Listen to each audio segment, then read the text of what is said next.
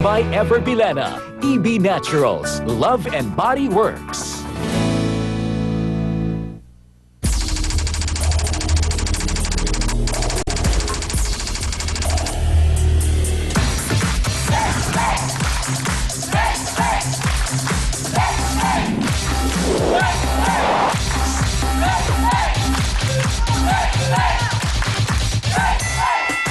Nag-iinit na usapan, umatigabong bangayan, diskusyon na may resolusyon, sa kauna-unang talaksere sa telebisyon. Face to face now with Miss Ami Perez. Happy morning sa lahat ng mga kasawsawan natin worldwide. Handa na po ba tayo sa talakan? Saan ba kayo? Sa pula o sa puti? Sa Operayan, ready na rin ba? Game na kami dito. What about you, Ay, Hans? syempre kami rin, Chang! Sausawa na! Saan tayo? Face to face na! Ating pag-usapan, aminan, awayan at magukrayan. Gusto mo bang makisawsaw, tara na kaibigan, tangayan ay solusyonan. Sinong sisita mo? Sinong ngingiti? Ang mga problema, pag talikuran, harapin mo, face to face. Kamusta po sa mga happy people na talaga namang tutok dito lamang syempre pa sa Happy Network. Ugaliin natin syempre pa na yung pagiging happy natin, umaga pa lang para daw talaga buong araw happy tayo. Pero sabi nga niya, hindi magiging normal ang buhay kung walang mga problema. Kasama na daw po yan. Kaya naman nandito po tayo para tulungan ang mga taong tuluyan na pong magkasundo at matuldukan na ang kanila pong mga problemang pinagdadaanan. Pero bago yan, abay, tutukan muna natin, o bago natin tutukan ang ating mga issue ngayon, eto, tutukan muna natin ang ilan sa mga kasawsawan natin sa ating fan page sa Facebook. Eto, galing kay Julio Roberto. Hi, Chang Ami. I really love your show. Nakaka-addict talaga, parang ice cream. Aba, talaga naman ha. Salamat. Bawat episode may lasap na sarap. Minsan may kagat na pait at minsan naman napapaiyak ako. Kasi tagos pati sa puso ang bawat istorya ng buhay. More power to your show. God bless at pakibati po ang mga taga-Samar at ang mga OFW po natin na nasa Taiwan na laging nakatutok sa ating programa. Hello po sa inyong lahat dyan, mga kapatid, at lagi po kayong mag-iingat ha. Ito naman, galing po kay Genesis Rapsoda.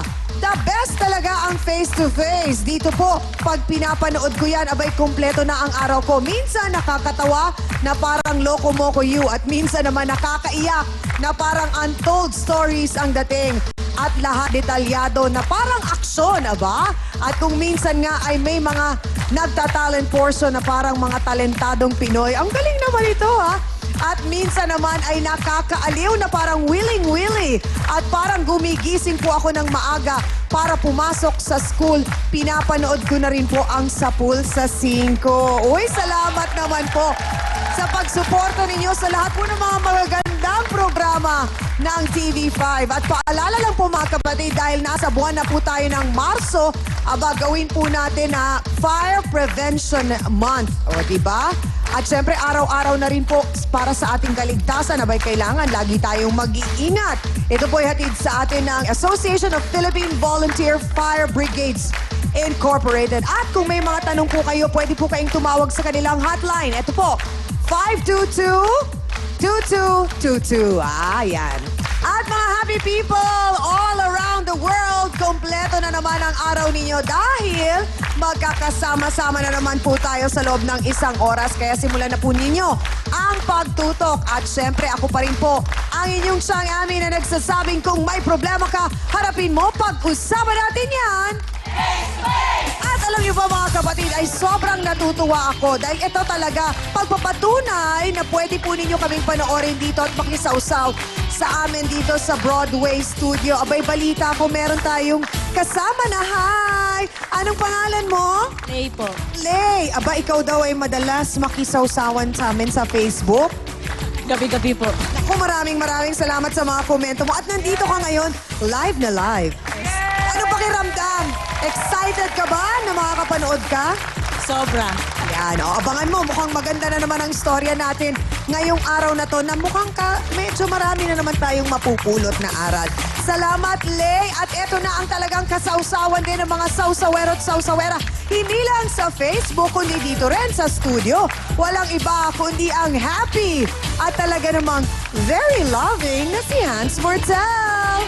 Happy morning mga kapatid. Nako, eto na naman po tayo. Magsasama-sama na naman tayo sa isang oras na nawa ay meron tayong problemang masolusyonan. Mabuti na lamang minsan, kahit mahirap ang problema, may mga kakampi naman tayo para tulungan nga po ito na maresolba. Siyempre, kilala nyo na sila, ang atin pong trio, Tagapayo!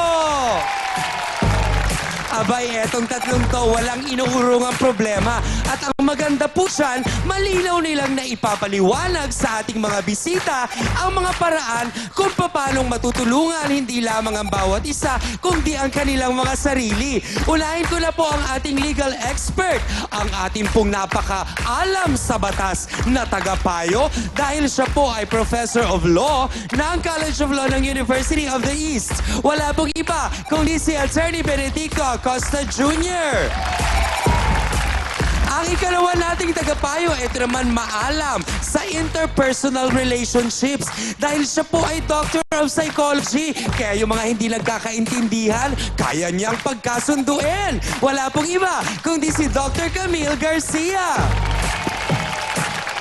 Ang ikatlo naman nating tagapayo, ito ang tagapagpaliwanag na baka kasi kung minsan kaya tayo medyo pinoproblema at pinuputaktil ang suliranin ay dahil nakakalimutan nating tumawag sa Panginoon.